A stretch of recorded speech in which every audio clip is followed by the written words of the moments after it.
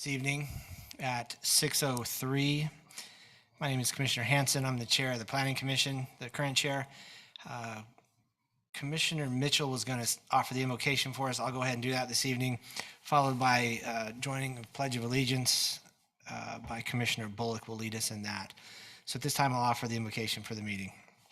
Our Father in heaven, as we come before thee in prayer this evening at the beginning of this Planning Commission meeting, we're thankful for the opportunity that we all have to be here. We're thankful for the efforts provided by those that got us here to this meeting and the efforts that took place of the staff and the people here in the community that are looking to build and make our community a better place to live. Please watch over this meeting with thy blessing. Please watch over us as we return home as well in safety to our families. And we say these things in the name of Jesus Christ. Amen.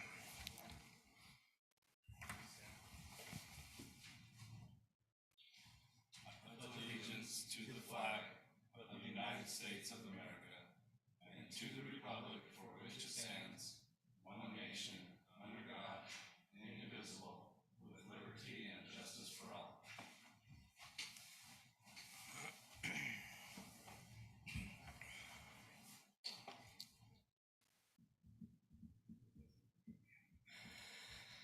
All right, Commissioners, the first item on the agenda this evening is to approve the agenda for the evening. If you have had a chance to look it over, if there's any additions or corrections that need to be made, please let us know at this time. Otherwise, I'll look for a motion to approve the agenda.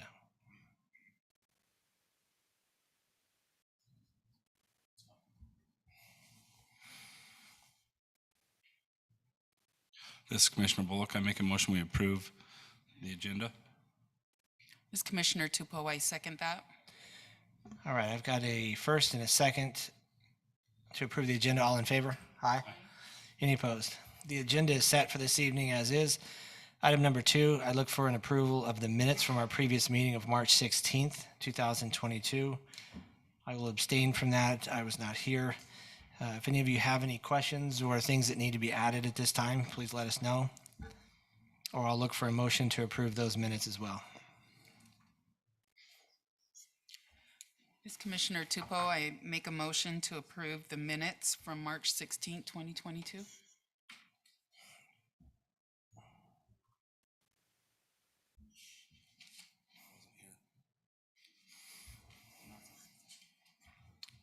Commissioner Anderson, I second. All right, on the minutes for March 16th, I've got a first and a second, Commissioner Tupou, followed by Commissioner Anderson. All in favor? Aye. Any opposed? Again, I'm an abstention. This is Hanson. Was anybody else also not here? Were you here? Okay. Commissioner Bullock as well was not at the meeting. At this time, number 3, the declaration of abstentions and conflicts from any of the commissioners for any of the agenda items this evening. I do not have any. Commissioners, do you have any? I do not. Conflicts? No?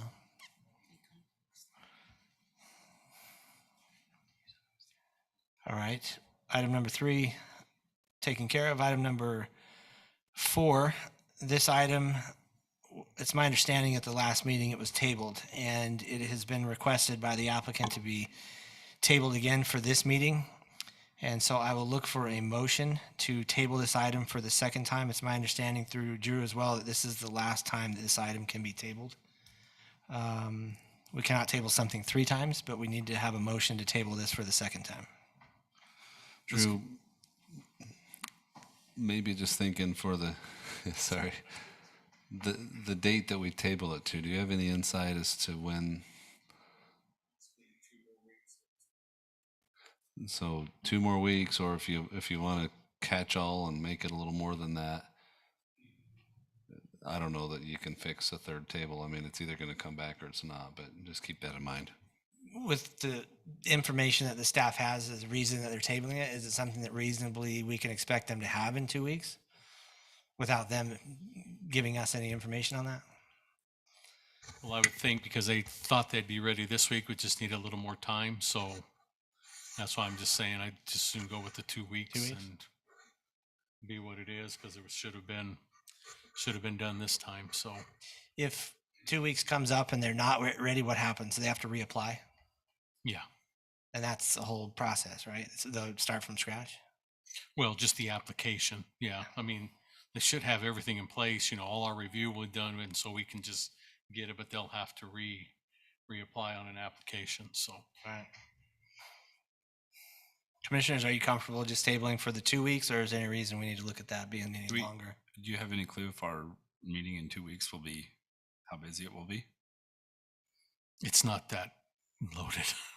I was just curious. I mean, Yeah, I peeked at it, but it's a page and a half, I think, at most, so it's not anything. So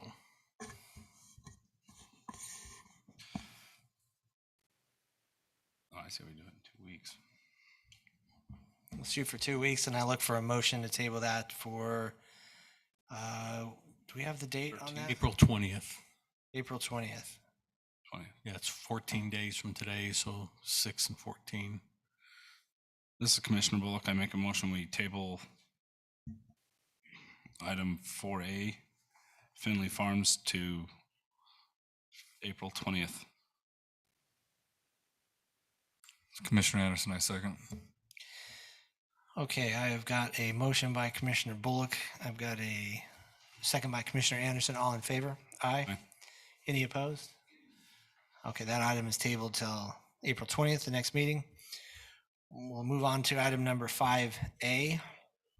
This is a public hearing for consideration and recommendation to the City Council, a zone change request Z-22-05 from a PUD-C2 to a PUD-C located approximately 1250 East Telegraph Street. The applicant is Chad Baird, and Heath, I apologize, we'll just say Heath. I don't know how to say his last name. Birchinus. Is that close? Original. Birchinal. Personal, yes. Thank you. Sorry. I'll turn the time over to staff for their report.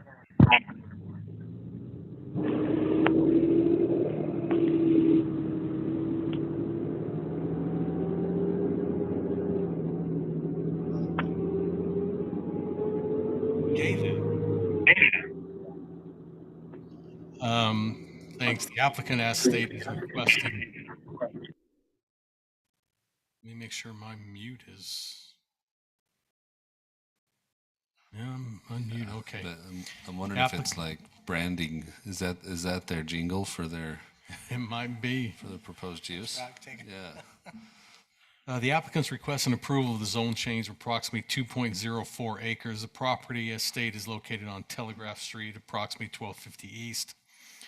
The requested changes from the current PUD and C2 zoning designations to a proposed new plan unit development commercial zoning designation. The PUDC requires an approved site plan before the property can be used as a commercial development.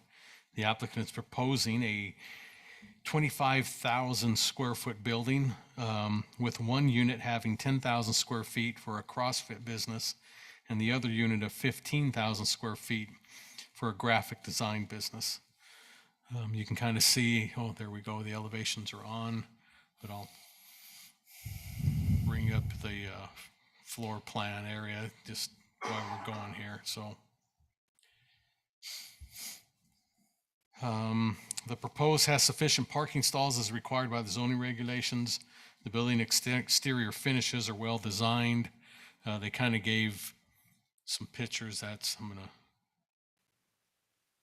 come back a little bit, but this is kind of the finishes. It'll kind of be that exterior wood panel along with kind of a concrete, probably precast. It looks like, as you can see there in the building. So that's actually a photo. It may differ slightly from this, but this is what they want it to be. And I'll just kind of head to the elevations here.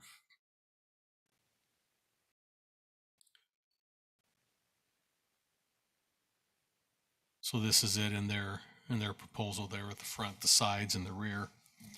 The landscaping is part of their exhibit is 2, so we're glad they're not proposing much grass because we're kind of anti-grass lately, and so it'll be a lot of probably the standard crushed stone mixed amongst bushes and trees and shrubs. is what they'll be proposing. So all in all, the proposal is a very good, addition probably to our telegraph.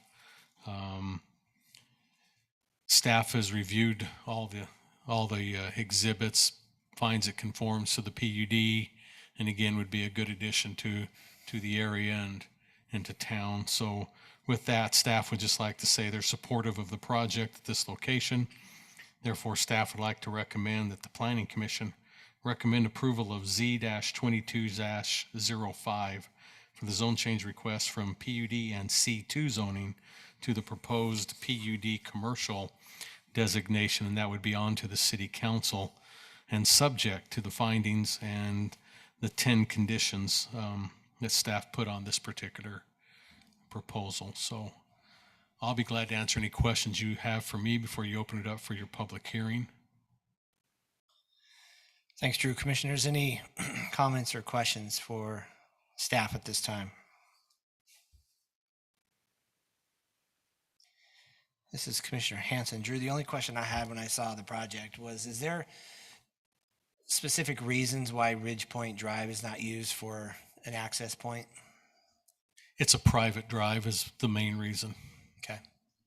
And so we've tried to ask, but it's hard to ask them to give us something on that private drive, especially when they have to maintain everything from Telegraph all the way back as Ridgepoint would. So All right. originally these two pieces out were part of Ridgepoint, and it was designed to have commercial, out there. But then over the years, Ridgepoint's been around for a while. The pieces out front were sold, and so it's in different ownership. If it was, part of the original with the original owners and everything, then we probably would have access, Okay. through there. So Thanks. Drew, this is just a zone change. We're not approving this, though. no, correct? this is your part of your anything PUD that requires elevations. You are approving the elevations. So, Drew, this is Commissioner Anderson. Just a question, two questions. Does it go all the way over? We don't have a location map here so much. Does it go all the way over to that Baptist church on the west side, or? Well, technically, yes, the ownership, but the Baptist church has a big vacant area as part of their property. I'll be glad to bring it up here for you. But I kind of know where you're going. That's why I wanted to clarify that it'll still be a bit of ways from the Baptist church, just because they own land in between. You can see that white line right there. That's the property line. So yeah, technically it is next door by property boundaries, but building and everything, no, it won't be right there. So my next question is, since this is PUDC, I know that with this being Telegraph, has this been submitted to the city's new architectural committee or architecture firm or whatever for commercial on Telegraph? Not so much here, because that whole thing was actually for the Fields area, not per se. So that here. doesn't apply this far out on Telegraph? Well, it's down in the fields, across the river. All that talk about that look down there in the fields and everything is for the fields area, not citywide. All right. I guess I thought those standards were being looked at for all of Telegraph plus Main Street plus the field stuff. Maybe I'm wrong. Not that I'm aware of. It was all just designated for there. Okay. You don't know any different, right, Cal? I mean, you guys have only talked about the fields. Yeah, fields are right downtown, I think. Yeah. Yeah, the question that'll have to be interpreted by the council is if they think this is what they've been calling the downtown, because they have included the downtown commercial within their conversations of design guidelines. I don't know that they've drawn a map to define what that means, though. Generally, just for, history, since I've been here long enough, this would be the area that they might confine to that, because this is part of our old historic, what we call the old historic downtown area. And if they were to do it, I would imagine they would tie through Telegraph here. Wasn't it basically 300 from east to 300 300 west? east over to the 300 west. well, 300 west, but yeah, I was on, Mill Creek. It would pretty much go to from Mill Creek to 300 west. I mean, east. So, All right, that's fine. But I'm not again, if- against the design or anything. I'm just, since it's been a topic of discussion, I thought we should.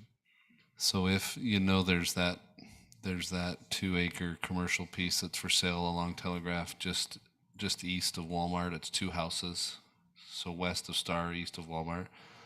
The council could conclude that they want that to also be included within their downtown design guideline status. So it's really a decision of the council. I think if this body thinks that it's important that it have some design review, you can recommend that to them. I think it's a really good point because, yeah, absolutely. As a recommendation, just let council know that we think I personally think they should include all of Telegraph all the way going up the hill to Coral Canyon. We're going to have the sod farm at some point. We're going to have some of those other vacant lots. Why not tie them all in? That's what I would think. Decent recommendation. And this is the land use recommending body, so I think this is the right place for that type of recommendation to begin.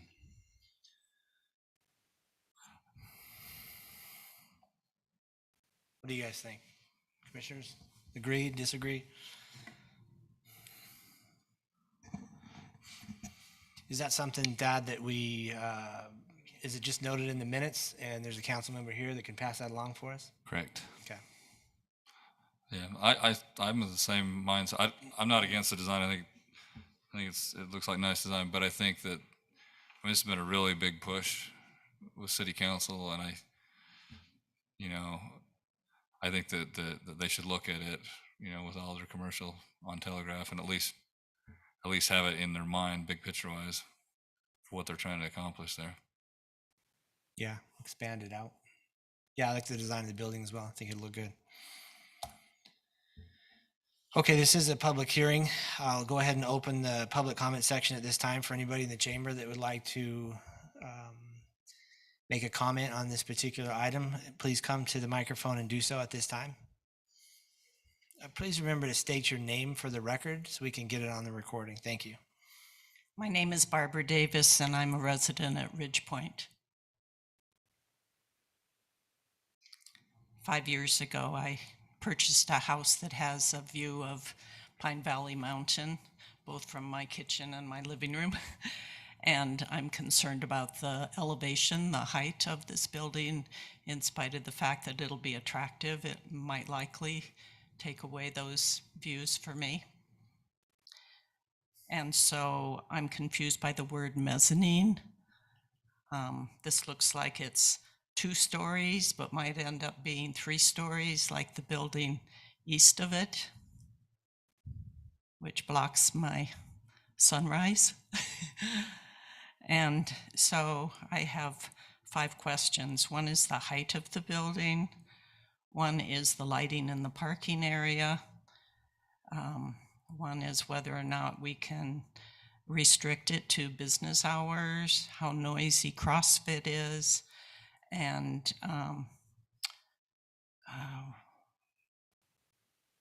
whether it can be just business hours, because my daughter in Cedar City is saying CrossFit might be rather noisy.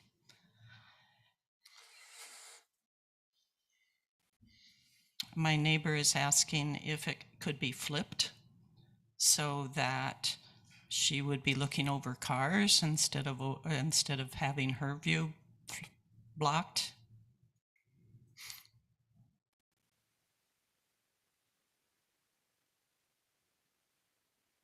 And the main concern is the height and the noise level based on the number of hours that you're open, considering the fact that it looks like it's about 20 feet from our wall to their back door.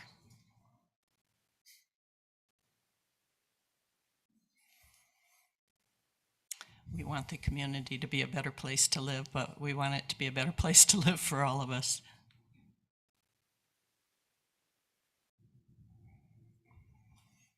Thanks, Barbara.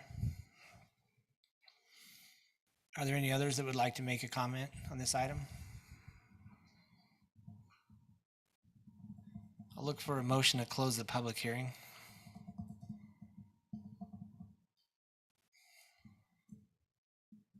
This is Commissioner Bullock. I make a motion we close the public hearing. This is Commissioner Mitchell, and I second the motion. I've got a first and a second to close the public hearing. All in favor? Aye. Aye. Public hearing is now closed for item 5A. Commissioners, I'll open the floor back up to each of you for additional questions for staff or the applicant if necessary. Chairman, I was just going to share that noise, and I'll just say music complaints have been something that the city's handled at other, fitness type facilities. They're kind of seasonal around here because, in July they don't like to have the doors open, but when the weather's mild, it seems to be a desired thing to open the doors, open the garage, whatever it is, and kind of freshen it up. And when that happens, the music, escapes. Is there a noise ordinance relating to music with the city currently? We only disallow dancing. We don't disallow music. I'm just kidding. We do have a noise ordinance, but it was drawn fairly narrowly to just target construction noise complaints. We also have a nuisance ordinance that could be implicated, but we don't have a very good law written to address the scenario that happens at fitness facilities where it's interior noise for the most part, but on a nice day they open the door and it can expand beyond their doors. Yeah, just to enhance on that, I've been in, either worked at a city or knew of other cities and codes when it talks about noise, and most of them you have to do it to a decibel setting because one person, if you turn your volume up to a 3, someone else, might just be, I can't take it. And other people going, is it even on? And it's very subjective on what's too loud for one person versus somebody else. So that's why decibel system, saying is the only way to go, and you have to go out and meter it. And noise is a hard thing. I mean, I'll just tell you right now, I've been that guy out there with a decibel meter, have to do it for X amount of time, however the code's written, and then you have to calibrate your meter to make sure it's running right. And so the city hasn't gone there yet. This one hasn't. But to answer the one question, 35 foot is the height on this building. That's why I zoomed in on it. And that's at that front peak. The building average will be 27 feet, especially on the back end where they'll see is a 27-foot high height. Your average home hits 27 feet pretty consistently and easily. So this, the height on this building at 35 is out here on the front side with that. You can see the peak and then these pop-ups, but they're out on the front. On the back, you're going to see that 27-foot, limit. So I don't think they're pushing too far, especially for a commercial building on that. So, but as council talked about, you can see there are some roll-up doors as part of this. It's part of getting in and out of their building, especially for the graphic design. But yet there's a set here, so that would be something that might cause a noise thing. But again, you can't make them go walk on eggshells and not be any noisy at all, but it all depends on where that line is. Is there an existing block wall behind this? There should be, if I recall, the backyards in Ridgepoint, I think there is a block wall. Barbara, do you have a block wall? Okay. Everybody along your back has a block wall, right? So, and it's about 5 or 6 feet tall, about the size up to your nose or eyes. Yeah, and that's standard. And it would be required anyway, but I'm pretty sure I already saw that that's there what was I wanted to one. make sure is if there was a block wall here, because that'll also In fact, I might have. that'll also dampen the noise. It's on here as condition 10. It says Yeah, if there wasn't, if the I block walls made are it. not in, they have to put a 6-foot block wall on the south and Yeah. the west. Is anything that borders a residence that's required from a commercial? So There's also a requirement in here that says that all lighting has to be directed inward to the project site and not spill out. And with it being a PUD, Commissioners, if you were concerned about the noise issue, I think you could add a noise mitigation issue. You know, noise, the interior noise cannot be directed towards residential neighbors or something of that nature. I don't see it being noisy all the time. Maybe, I mean, CrossFit classes usually don't last much more than an hour. And they're not every day. Depends all on day how long. early they start or how late they go. I think that's the issue. During the day, I don't know if we could do much to say. And I Right. think but CrossFit is known, some people like to do it before they go to work, so they might have 5 o'clock, 5 a.m. sessions, and they could have them into the evening out as late as 10, but we'd have to ask. Hopefully they have a representative here. Why don't we about ask that, Chad so. about, Chad? You'll need to, we got to get it on the record. Yeah, please State state, your name please and state your then- name. Thank you. Okay, Chad Baird. And yes, our classes start at 5 in the morning, and we go 6, 7, 8, and 9, and then there's no classes during the day, during business hours, and then they start back up at 4:30, 5:30, and 6:30. So currently in the spot that we're in, there's 4 other businesses right in the complex with us. So we've gotten letters from them to keep the noise down during business hours, and so that is something that we have been open to. So Are you open to that at this location? yes, absolutely. Yeah. And inside the building as well, because Heath Extreme Graphics is right next door to us currently as well. And so it's pretty much soundproof, so that during the day, it's when we do have activities going on, it's not blaring. So Does CrossFit Zion do anything that happens at some of the others, you know, where they're running laps around the parking lot or around the building? Does that happen in your practice? yeah, we do run, but we have a route that we run on, and it's usually down Desert Circle and then back around. So Well, you guys are real close to that trail if you want to just take, that's kind of the appeling thing, is we It's a could go down great through that hill. hellhole and Yeah. and then get on the city trail system, and then you can do a loop around. And it'd be very appealing. Do you guys deploy walk-up music, like do you from the parking space to the doors? Are you guys No walk-up music. okay? No. So I think that as far as the residents are concerned, I would imagine probably the biggest concern would be like if there's a 5 a.m. class and the roll-up doors are up because it's hot or whatever and the music's on. You know, so I guess from their perspective, you know, how would you mitigate that? Yeah, so we weren't originally going to have a roll-up door because we don't receive any commercial equipment or anything, and we put that in the plans, as you can see. We added it in there just in case that was something that we needed to, you know, if we're loading equipment. But if we did run, it would be out the front door and then down the trail. So, I mean, if that is an issue, we don't have to have, you know, that roll-up door. I think, We're open to I don't that. think the roll-up door is an issue. It's just we don't want it open and the music blaring Yeah, out the roll-up at door's not 5 the o'clock issue. in the It's just- morning. If, let's say, the weather's really nice outside and someone says, hey, let's just open the door and roll it up, and it's open at 5 a.m. and the music's going, I think that's where the residents would Yeah. have an issue. Yeah, I can definitely see that. It could be a problem if that was something that we weren't open to, you know. That's probably the only thing that I could see that would really disturb them. Just keep at it all. closed. Yeah. Just keep the door Yeah, just closed, keep it closed At for sure. 5 until at least in the morning. Certainly, Yeah. at least till 7. Yeah, not a problem. And one of the things is in our building right now, we have swamp coolers, so it gets very musty in the summer. But in this one, there'll be a better system as far as air ventilation. So You planning on keeping both locations open, or are you going to move the other to this? no, I'm going to close the one. I'll move it, so there'll be just one location.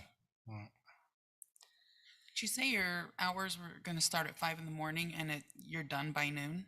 So correct. Our classes start at 5, the first one, and we go on the hour until 10:30, and then after that, there's no activity in the gym. when you come back in the evenings. You come back in the evening. Yeah, there will be offices upstairs for admin during the day, so we'll office there during the day. But yeah, the classes are mornings and then in evenings. So how late do you go on the evenings? Our last class starts at 6:30, so the Okay. gym's closed by 7:30, 8 o'clock. Okay. Chad, are you familiar with the city's noise ordinance? Just out of curiosity. Not really. I would Somewhat. suggest familiarize yourself with it, just so you're you acknowledge that, or that you can educate yourself of what may be an issue, so you can try to mitigate it yourself. So Absolutely. we don't have a bunch of complaints from the neighbors. I know I don't expect you to be egregious in anything, but I would probably take a look at it. Yeah, absolutely. Last thing I want to do is move in and cause a problem. Yeah. So Awesome. Commissioners, any other questions that we have for staff or Chad? No? All right, thanks, Chad. Appreciate it. I think it's a good location for this type of business. And for the most part, like I said, unless they have that door open, because I've been outside these CrossFit places, and I mean, unless they have that garage door open, you won't hear anything. I agree. I don't have an issue. Commissioners, any other concerns that you might have or questions or discussion points? If not, I'd look for a motion on item 5A. This is Commissioner Anderson. I'll make a motion to recommend approval of Z-22-05, request to rezone approximately 2.04 acres located at approximately 1250 East Telegraph Street from the current planned unit development and service commercial C2 to a proposed planned unit development PUDC zoning designation with the 2 findings and 10 conditions by staff, as well as an 11th condition that the city council decide if they want this to be reviewed by their architectural committee, and then send it on to city council for consideration.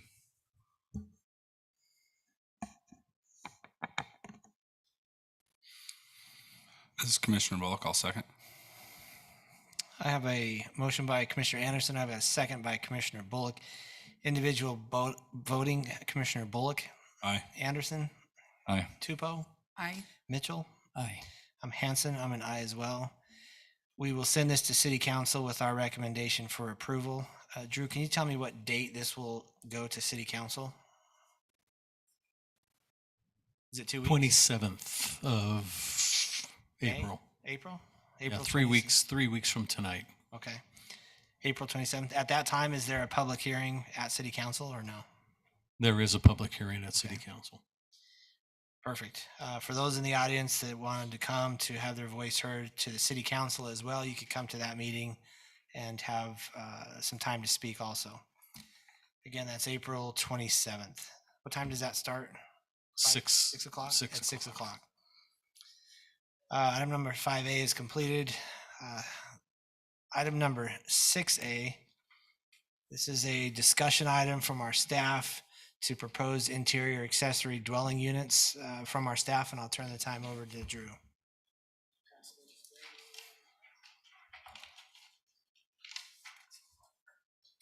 Oh, it's not?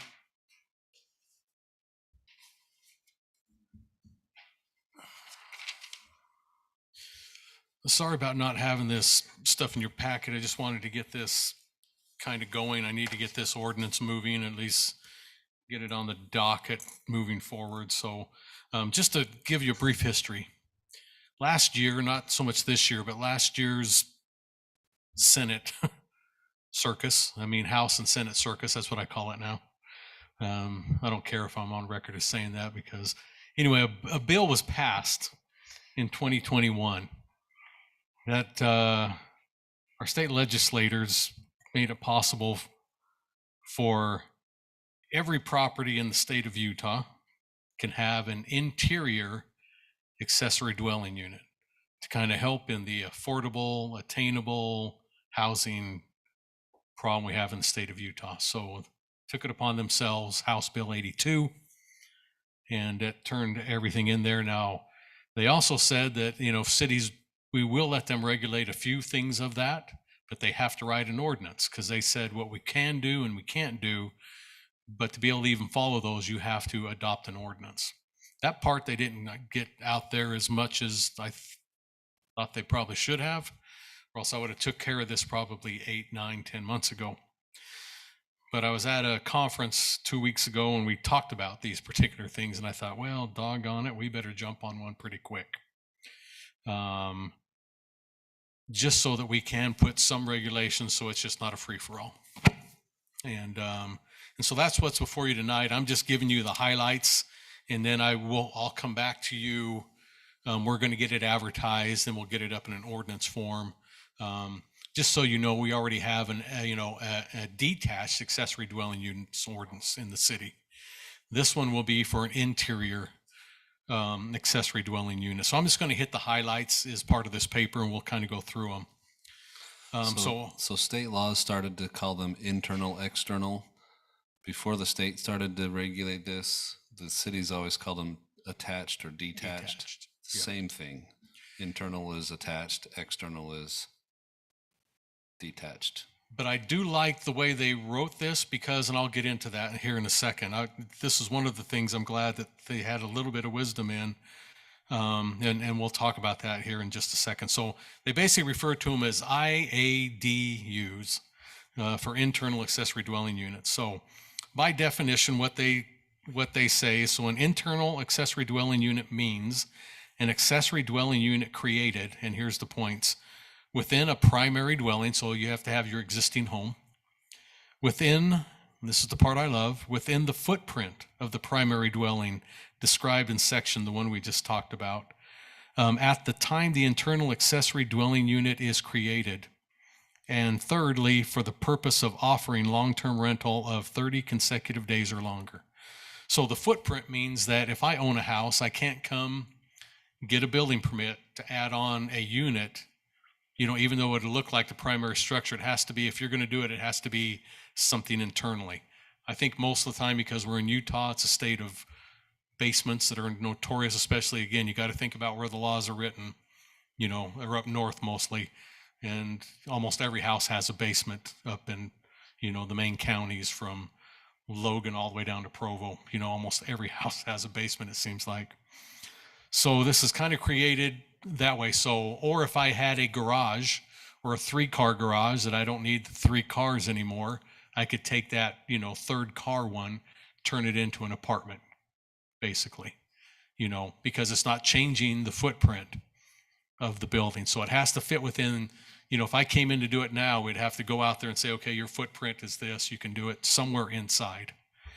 So that's how, you can do an internal accessory dwelling unit, but not do an addition, then call it, adding on.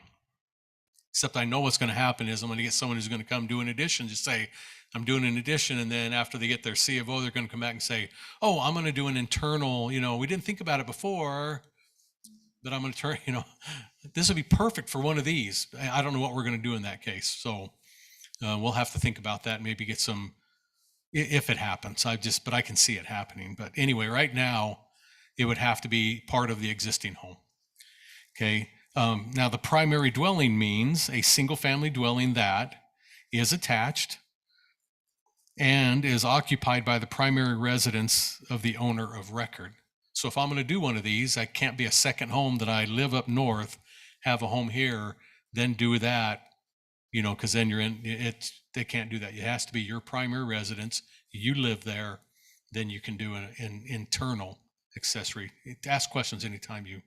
On where you said a second home, what if they have a second, so they can rent it out to one person?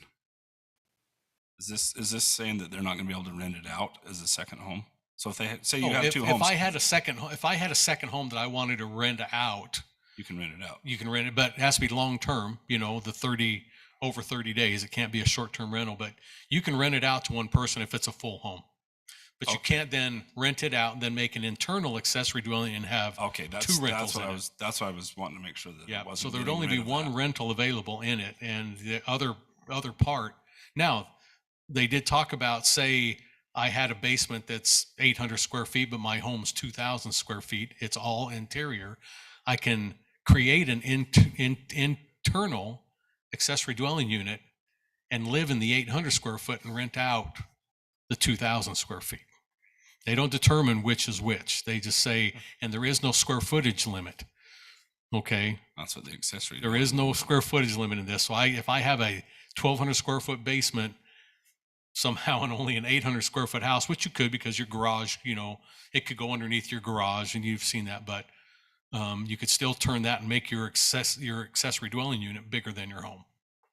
So go ahead. You mentioned And I'm just curious, like how will this be monitored?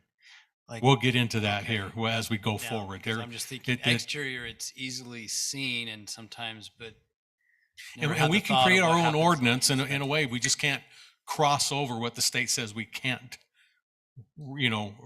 restrict or go. And we'll talk about that in a second. So they said, hey, you have to have a primary structure, so it's existing home. I can't change the footprint. It has to be within that footprint, however you do it. Even if you ended up changing walls and everything, you'd have to get a permit and go through all that, but you can't add outward onto the home to make it part of for the internal accessory dwelling unit. Okay. So there's where we start from, that's our baseline.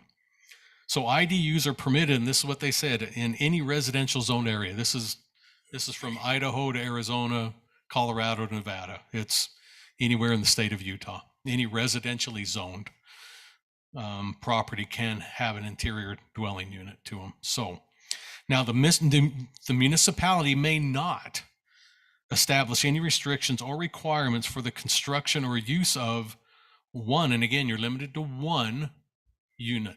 Okay, I can't make two even if I had the room to do it. You're only allowed one interior accessory dwelling unit. So plus the residence already in place. Okay. So within that primary include a restriction or requirement governing. So the city cannot and it may not restrict the size of the internal accessory dwelling unit in relation to the primary dwelling, which we talked about a second ago.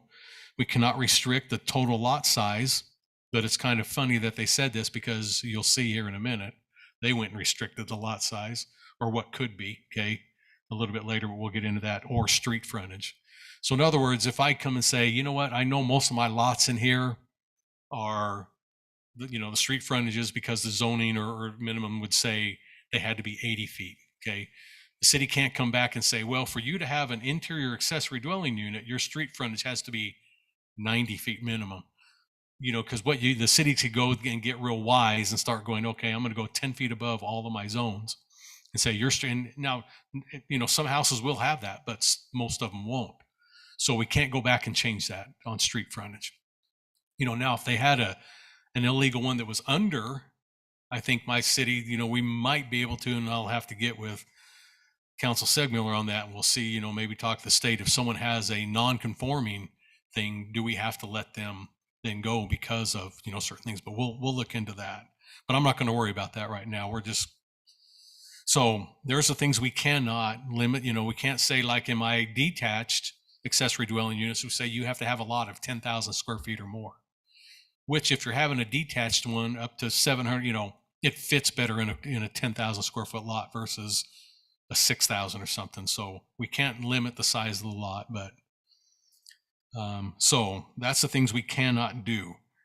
Now, moving on, an interior accessory dwelling unit shall comply with all applicable building, health, and fire codes.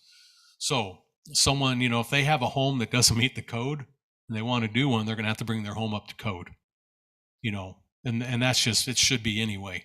But we can limit, they'd have to, if they don't have the smoke detectors, we'd have to put those in. If they don't have, the best of wiring, if they don't have the proper plumbing, if they don't have the proper window escape sizes, you have to meet all of the building codes for this. So, they would have to meet those without any doubt.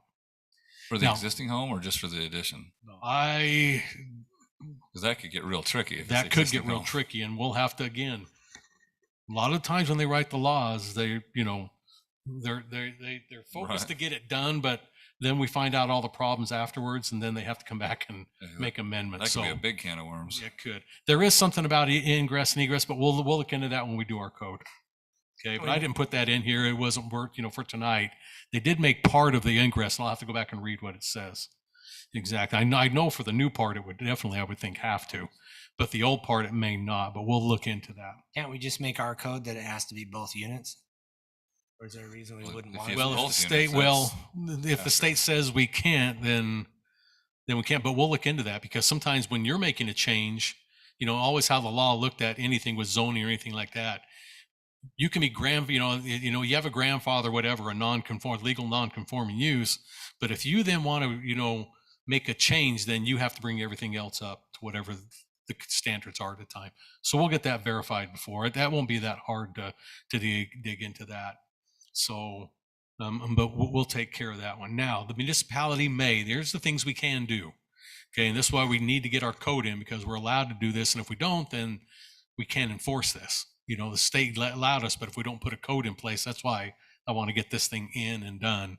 Because I actually had 2 people call in the last 2 weeks saying, can I turn my basement into, they didn't know about the House bill, you know, said, well, you probably can, but we're going to be creating a code. If you just hold on, we'll have that stuff ready for you. So, so here's the things we may do. We may prohibit the installation of a separate utility meter for an internal accessory dwelling unit. So someone may want to come put one in, but we don't want them to have an extra power meter, an extra water meter, an extra whatever. So we can say, nope, we're not, you can't do that. You know, and there's probably good reason for that, because those then easily can turn into other things. So we'll debate that with our utility departments and decide what's best in that, but we can limit to not do a separate water meter or power meter. We can also require that an accessory dwelling unit be designed in a manner that does not change the appearance of the primary dwelling as a single family dwelling. So you may say, well, what does that mean? So if I have, say, a home that's got a den or an office off to the one side, and it doesn't have a doorway right now, but you'd have to have a doorway for them to get into it. We could say, no, you can't put the door on the front and have 2 front doors. You know, in this particular case, you would have to do it from a side one, so it doesn't change the character of the home to look like it's a duplex. You know, so we can put in that kind of language. Or if they convert a garage, that again, the front door is not out on the street view, but on the side view. You know, we could do things like that, and that's what I'm going to propose to, and you guys can muddle that over, but, and we'll pick through it as we bring this forward. But that's, to me, to change the character would be whatever that front view looks like, and we'll just say you can't change that character. Now, if you close the garage door, you have to make it look like the rest of the house with the window fixtures and everything, but you know, the door to it would have to be from the side. That's how I picture, you know, something like that. So moving on, we may require a primary dwelling to include 1 additional on-site parking space for the internal dwelling unit, which absolutely I would say you got to do, so it doesn't end up being on the street. And 2, to replace any parking space contained within a garage or carport if an internal accessory dwelling unit is created within a garage or carport. So if I convert my garage into one, I have a requirement in my city code that says every home will have 2 parking stalls, 1 covered and they can be 2 covered, but at least one of them has to be a covered parking stall. So this is where I would let them do an addition only, but it's not for the accessory dwelling unit. It's to replace that covered parking, however they want to do that. They could make it another garage, you know, or whatever. So we'd accept that, but we can say that if you do fill in that garage or that carport, you still have to create a carport or garage to meet the rest, you know, our standard of 1 covered. Without in that changing case. the footprint of the house, though, right? Well, this where I would have to allow them to change the footprint of the house. But it's not because of the accessory dwelling units changing the Because of the footprint. carport. It's because of the covered parking that will be required. So just to clarify, the footprint only matters if the accessory dwelling unit is within it at the time the accessory dwelling unit is created. So if they were to come in, bring plans to the city, say, hey, we're going to expand our foundation and pad out to this corner and get it all approved, so that at the time that it's constructed, it fits within the footprint, then the prior footprint isn't necessarily restrictive on the use. They just have to come and make sure they get it all properly approved through the city before they're building it. Yeah, Also, that they're meeting that other city requirement. Yeah, if you've got a detached garage, you can't just, you know, spread some trusses over and incorporate it that way, right? You've got to come in and get it all appropriately planned and approved before it can be considered within the footprint. But this doesn't say, you know, the older a house gets, the higher the percentage that houses have additions or add-ons, right? And so this isn't basically saying you're stuck to the original approved footprint of that house. You can construct an add-on, you could expand your footprint correctly and still use that as an internal accessory dwelling unit if you comply with all the other restrictions. Yeah, because I would even think we would be okay with an addition to a home that was part of your now livable as the owner's livable, but the dwelling accessory dwelling unit was still in the original footprint. Does that make sense? Wouldn't it be the original footprint though, like that? Isn't that what Thad's saying though, is if we add on 20 feet on the side of a house all the way down and they turn that in, wouldn't that, if they go through the proper channels and do it correctly, that's now the footprint. And so now it can be put inside that. I know, but But see, what from what I understand Thad's saying is you can't have a detached one and then hook it to your house to make it an interior dwelling. Is that correct? Correct, unless you come to the city and go through the proper protocol to attach it. but No, you'd still have to meet setbacks because sometimes we allow that detached one to be out of the setback. Right. And So we wouldn't let work. it happen in that case. Right. But from what Thad's saying, that's how I'm understanding what you're saying is, yeah, if I want to add on and turn it into that, I can, because I've gone through the processes and added on to my house. And now I want to make it part of this. But this goes back to my earlier comment about people coming in saying one thing, but their intent all along was to circumvent and go around and do it anyway. Right. But that's what he said the law says you can do. yeah, I don't think that it says that. That's the state has really bungled this in the sense that they say that the interior accessory dwelling unit must be within the footprint of the primary structure at the time that the interior dwelling unit is constructed, right? And so it doesn't say original footprint, but the way it reads almost feels like if it's not within the original one, then it can't come into existence. And what I'm trying to say is that's not the city's interpretation. Our interpretation is it needs to come and be properly applied for and permitted and approved before they can call it an interior accessory dwelling unit, because the city needs to recognize if the original footprint's going to change with an add-on or an addition, it needs to be properly done. Yeah. Because if you wanted to add on a little casita for my mother-in-law or something, and then she's gone, and then I could rent that out. If it's properly permitted and compliant. Properly permitted. Yes, and so the timing kicks in at the time the interior dwelling unit is constructed, not the primary dwelling. And so that's where the state law kind of becomes confusing, is we look at it when we're constructing the interior one. My question with that is, it just seems like a rule that is being passed to control who can live in your house. And so if in that example, if your mother-in-law moved in and lived with you, and any monies that they contribute to help pay for their living, you would have to pay taxes on those funds. No, because they're part of your family. So the city doesn't tax rental payments, and I don't know that any other governmental entity taxes those. You have to report it on your tax filings. So the landlord that receives those as income is going to have to report that. The landlord also will have to be licensed through the city and have to be properly compliant.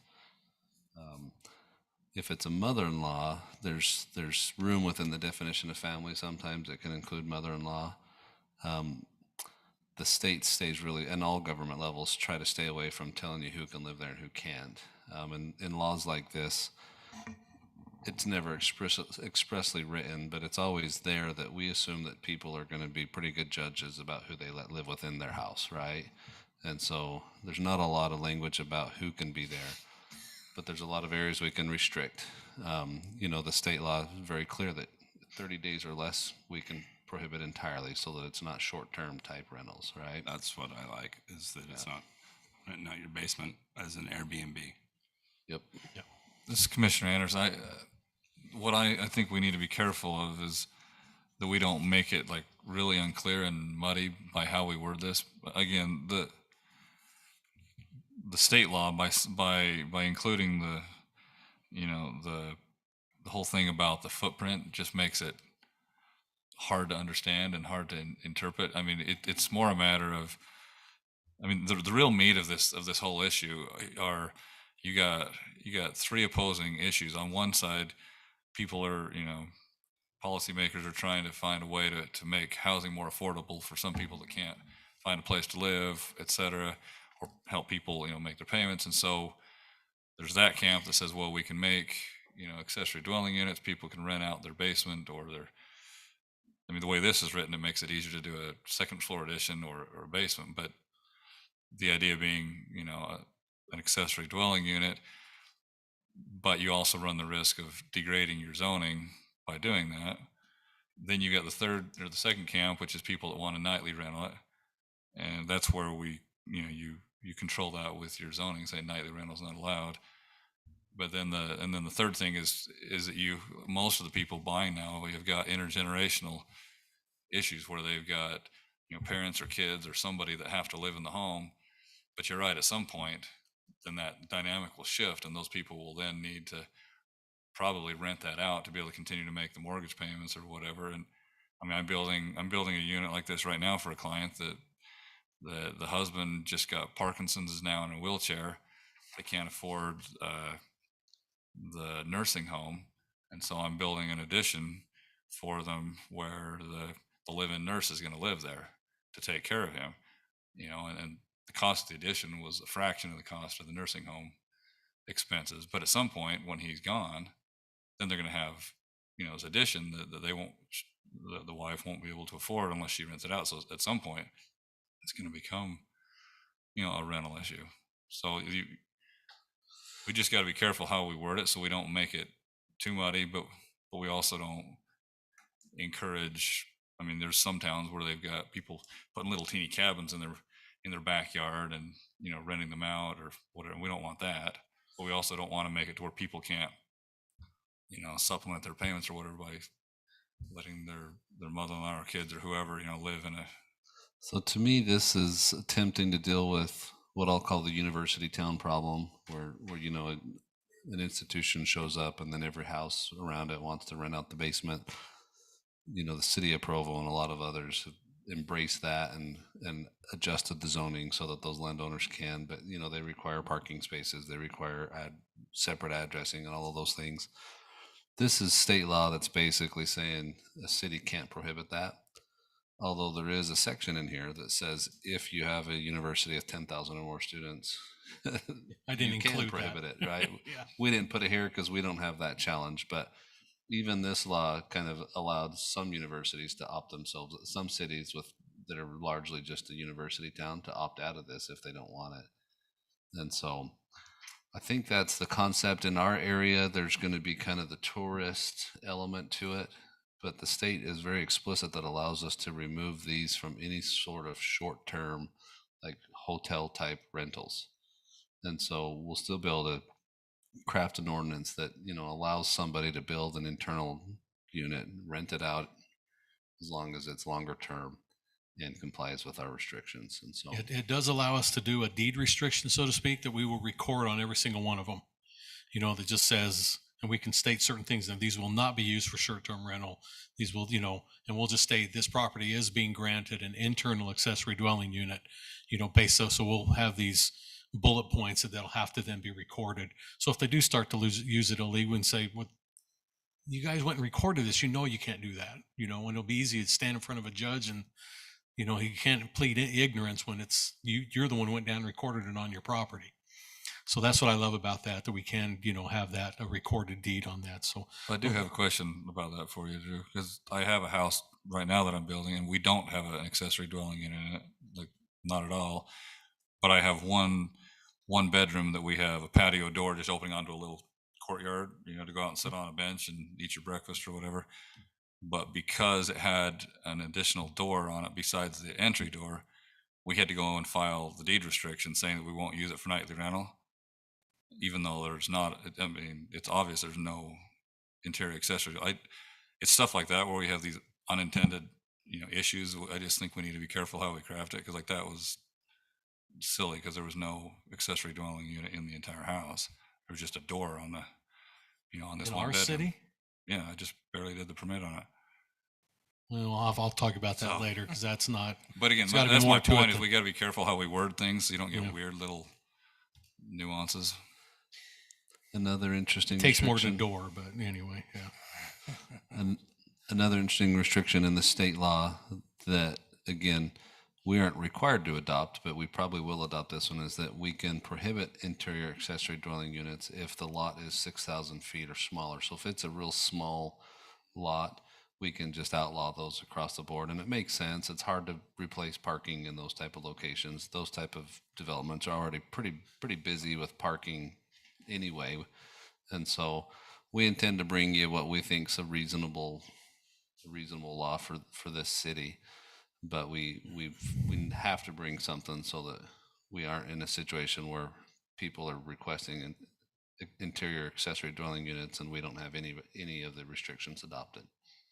Yeah, we kind of got off track, so let's finish out the one lines. That one thing is covered in there. The next one on is prohibit the creation of an internal accessory dwelling unit within a mobile home as defined in section. Now, you guys all know what a mobile home is. You may think you do, but do you? That means it's any unit built 1976 or older is technically what a mobile home is. Any unit, Any of those, not any unit, I'm just saying any of those what we consider a manufactured home today. Mobile home by definition is 76 or older, and they're not even allowed in cities anymore. So I mean, I understand why they put this in here, but it was like, really? Really? There's not many of those even left. You can't move them anywhere. You pretty much have to just tear them apart in place, because it used to be you could put them out in a county, but even all the counties are saying, we don't allow mobile homes to be brought in to our city like most cities do anymore anyway. So, but that's in there, and it was just, I had to snicker about that one. But next one, we can require the owner of the primary dwelling or the property to obtain a permit or license for renting this dwelling unit. So they'll have to have a business license, is what it says we can do, and which we probably will. Next, we can prohibit the creation of an internal accessory dwelling unit if the primary dwelling is served by a failing septic system. So, which again, it wouldn't be able to meet the code, so we wouldn't be able to give it to them anyway. We can prohibit the creation of an accessory dwelling unit on a lot, like we just said, 6,000 square feet or smaller. So they have to have at least 6,001 square foot of lot. Prohibit the rental or offering the rental of an accessory dwelling unit for a period less than 30 consecutive days. So, which conflicts with the state, conflicted with their own law that says you really can't go stop people from going on Airbnb, period. You can prohibit Airbnbs and vacation rentals in your city, but you can't prohibit them from putting something out there, on the web. But yet here it comes back and says that we can restrict them from, I don't know, it's kind of just strange how they wrote that one. So the external dwelling unit law specifically tells cities we cannot prosecute them by going to the websites that advertise them. This one basically says the reverse. We can go to those websites and prosecute for internal dwelling unit violations. We can't stop them from advertising, but we can use their advertisement as evidence. Where other ones we can't. Someone has to turn them in on, other ones. Like if someone in your neighborhood has a vacation rental of a home, you can turn them in, but we can't go on. The city can't go find them online and prosecute from there. So this one we are allowed. So, okay. So sorry, I'm just had thoughts on the 30-day. Where does the 30 days come from? So, I mean, can someone go on now and advertise 31 days and more, or not that might happen, but In theory, they can.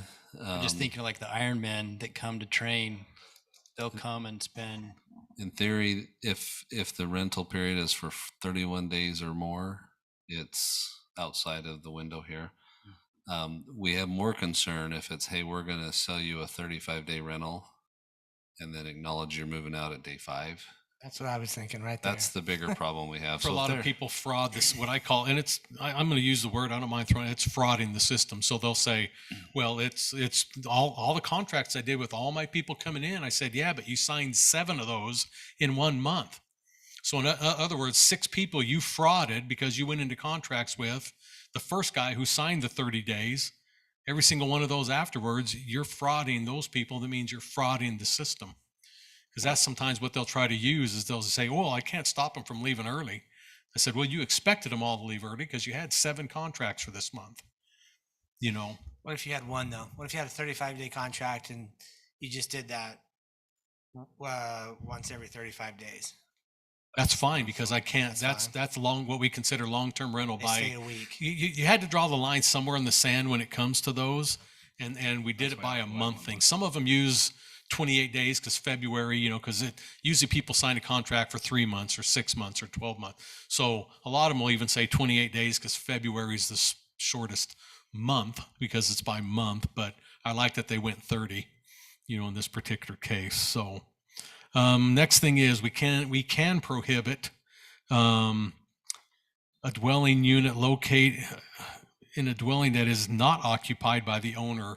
You know, again, that goes back to the one we talked about. They have to be living there. If we find out they're not living there, we can pull the business license. We can cite them for doing illegal activity. Okay. We may hold a lien against the property that contains an internal accessory dwelling unit in accordance to subsection 5. Again, it just goes back because the owner didn't live there, or any of the things that says you have to let them there. But if they're the ones who are not complying to those things that we have to let them, then they're in default of it. And we can then cite them and put a lien on the home, you know, for those remedies. And we can and again, one of the last things is I want to point out is we can record a notice at the county recorder's office, you know, stating that this is a legal interior thing, but here's the limits on it, no vacation rentals, this, and this. So we can put those things on, record it against the property that they have to, you know, get it recorded. Now, the next section just goes into more of the legal stuff that Thad's going to have to really dive into and how we're going to take care, because they spent a page and a half on how you know, all the legal things to keep it all above board. And if they don't follow it, then we have to do all these processes, have a hearing with them. We have to give them written notice, you're in violation, you know, so we'll get all that stuff taken care of. But that's kind of where the internal accessory dwelling unit, you know, language is at now. And so we just wanted to get this out for you tonight. Take this home, digest it. We'll be bringing you back an ordinance, you know, probably 4 weeks from tonight, the 1st of May, to have you look at. And but we just need to get it on the books before we get people coming in that can kind of just go and do without having this in place. We got to have it in place so we can enforce it. My next question, what about HOAs? Do they have to follow this? Can an HOA restrict this? No. They can. Sorry. I think they can. Wow, This awesome. this law does not apply to HOAs. It applies. There's 2 laws that mirror each other. One's in the county laws and one's in the municipality laws. And so, yeah, these laws do not restrict HOAs. So HOAs can restrict interior accessory dwelling units. The city can't. So if you got, you know, you all want to look at your HOA, then you're all thinking the same thing, right? Man, I better go look at my CC&Rs.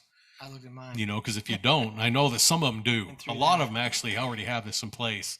You can't rent anything out in your, Yeah, I know you mine guys does. do. Yeah. And I don't know if Oh. yours do or not, but you might want to go look at your CC&Rs. But yes, CC&Rs can override this. That's what I was wondering, because Yep. we're going to get into that, because there's going to be, I just assume you'll hear about that too. Yep. So, but again, that's totally, you know, amongst the collective group of within your associations. So, yeah, some do and some don't. Some didn't even think about it. Yeah. How big of a problem or an expectation of demand do you think this is going to be? I mean, is this a big deal? It doesn't seem like it is now, but I know. Yeah.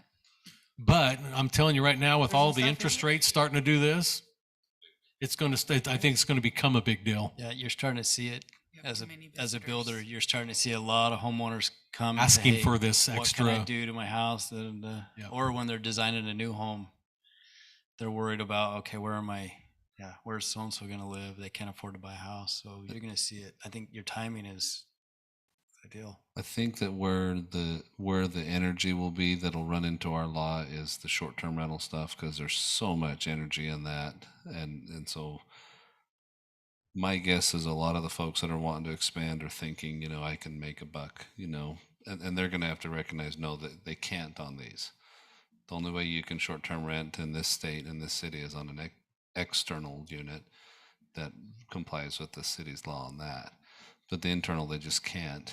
Now, the other uses, familial, or just want to rent it out to anybody else, yeah, we're gonna have an ordinance that they can comply with if they want. And I remember when I was at BYU, I lived in a basement apartment close to campus and was really grateful that, the city allowed, an old professor to rent out his basement, right? And so I think there's some benefits there, but we've got to make sure and take care of the detriments, parking, all of the different elements. The septic tank's an interesting one because we don't have much septic anymore. But the underlying thought is if you're already maxing out your sewer system, you're not allowed to add anything more to it, right? And so as we write it, we're going to look and make sure that, if they're going to bring it on, it doesn't push us over the brink in any of our public areas that are of concern to when development comes along. Okay, any other questions or thoughts? But I just want to get this so you know why we'll be bringing you that ordinance and just get things kind of rolling that way. So. Okay. Glad I got mine built. It's for me anyway. Okay, but that's all I've got unless you have any other. Commissioners, any questions? Any other additional questions for staff? If not, I'll look for a motion to close this meeting this evening. This is Commissioner Mitchell. I make a motion to close the meeting. This is Commissioner Bullock. I'll second. Got a first and a second. All in favor? Aye. Aye. The meeting is officially closed. Thank you all for attending.